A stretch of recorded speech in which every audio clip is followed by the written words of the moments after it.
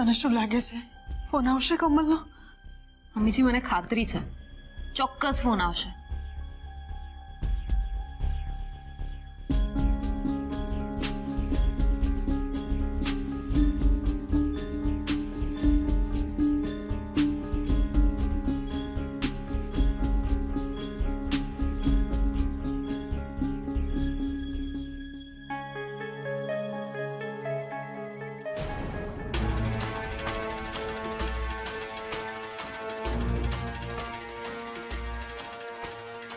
Private number છે.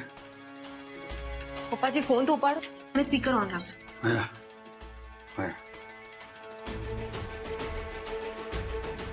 Hello hello પપ્પા.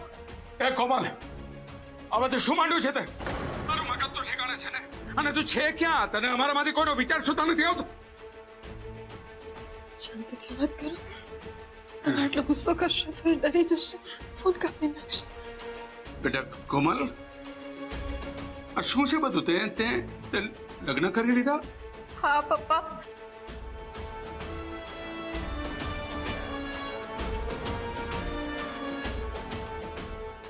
Actually situation જ એવી હતી કે સિચ્યુએશન હતી નહીં, સિચ્યુએશન બનાવવામાં આવી છે.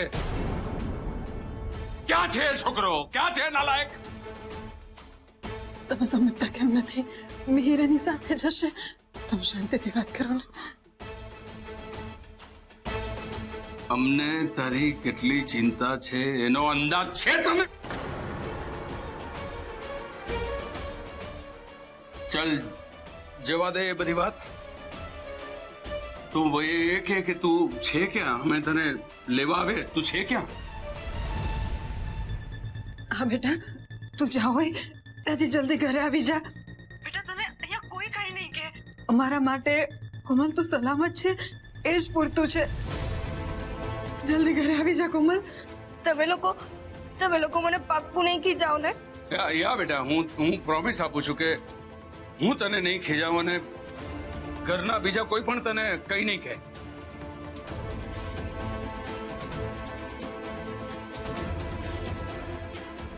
પપ્પા મેં લગ્ન કરી લીધા છે તમને ખબર પડી છતાં તમે મને ઘરે આવવાનું કહો છો? ધેટ મીન્સ તમે અમારા લગ્ન એક્સેપ્ટ કરી લીધા ને?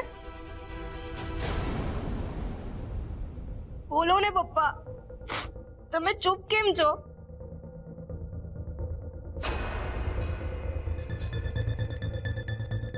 પપ્પા તમે લોકો મિહિરને એક્સેપ્ટ કરશો તો જ હું ઘરે આવીશ.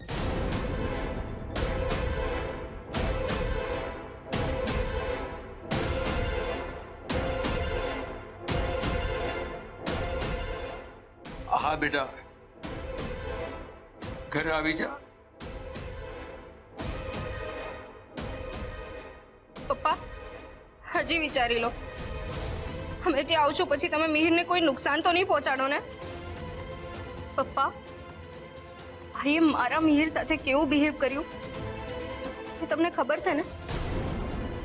મારી કોમલે આ પગલું શું કામ ભર્યું એ તો મને નથી ખબર અને મારે જાણવું પણ નથી. પણ હવે એટલી શક્તિ આપજે કે અમે એનું યોગ્ય સ્વાગત કરી શકીએ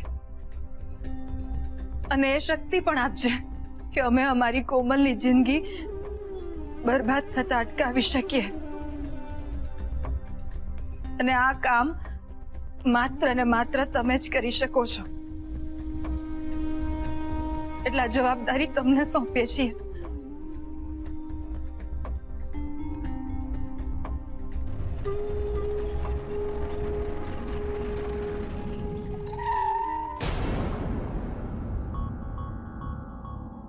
મોટી બેન,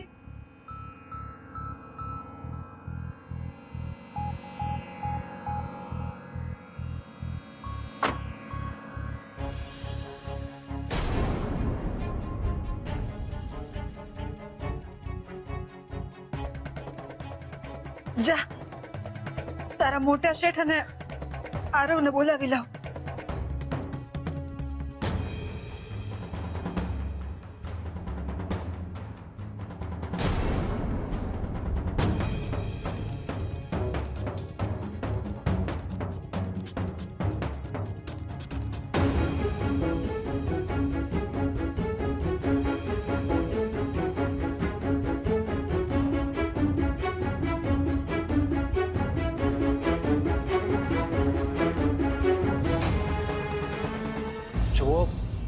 હમણાં હું સાચે જ તમને કંઈ નહીં જણાવી શકું, પણ તમારે મારો વિશ્વાસ કરવો જ પડશે કે હું કોમલને દુખી નહીં થવા દઉં. આટલું પૂરતું નથી ભૈલા. તારે તારા બાપનું નામ તો આપવું જ પડશે.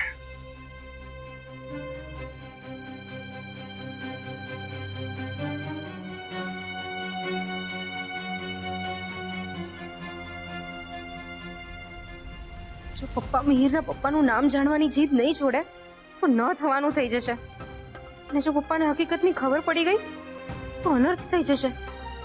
એટલે મારે પપ્પાને રોકવા જ પડશે. જો મેહર, પપ્પા પ્લીઝ, ફોર માય સેક આ ડિસ્કશન બંધ કરો.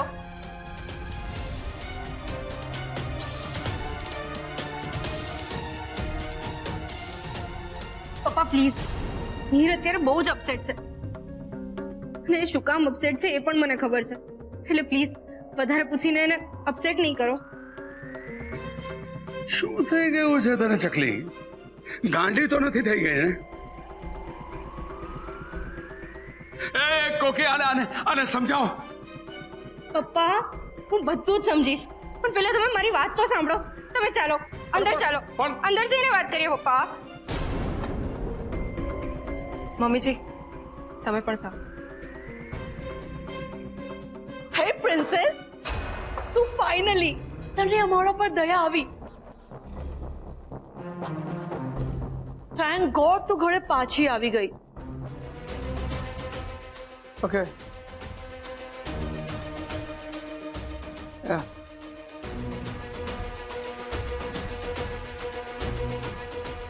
કોકી ગજબ થઈ ગયો. આપણે ફરીવાર ખૂબ મોટા નુકસાનમાં ફસાઈ ગયા છે બિઝનેસમાં. શું થયું?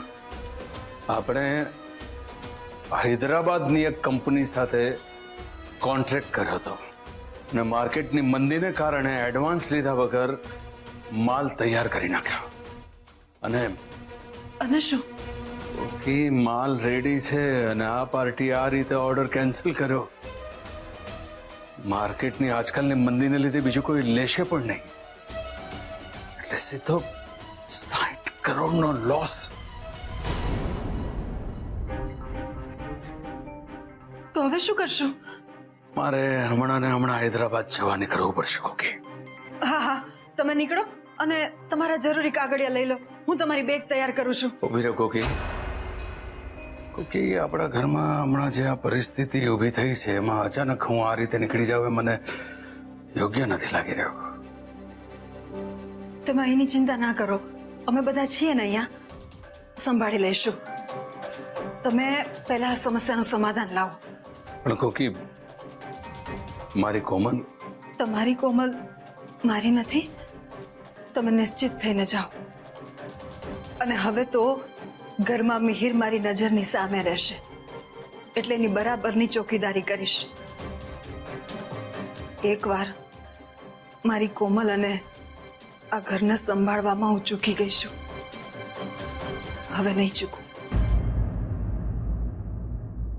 અને હવે તો આપણને આ પરીક્ષાની આદત પડી જવી જોઈએ. પેલા મજુમદાર ભાઈ આપેલી તકલીફ, પછી આ મિહિર, અને હવે આ ઓર્ડર. પણ કશો વાંધો નહીં.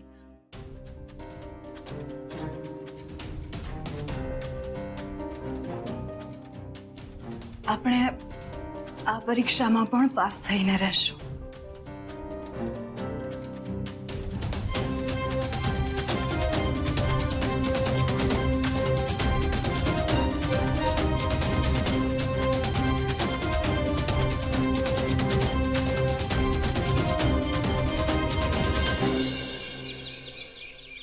વોટ? યા, તારી પાસે કપડા બપડા ના હોય તો ડોન્ટ વરી, હું અપાવી દઈશ. પણ તારે મારી સાથે હૈદરાબાદ તો આવવું જ પડશે. પણ શું કામ? યા, આપણી હૈદરાબાદની બિઝનેસ ડીલ પડી ભાંગી છે. આપણે જઈને ફરી પાછી ઊભી કરવાની છે.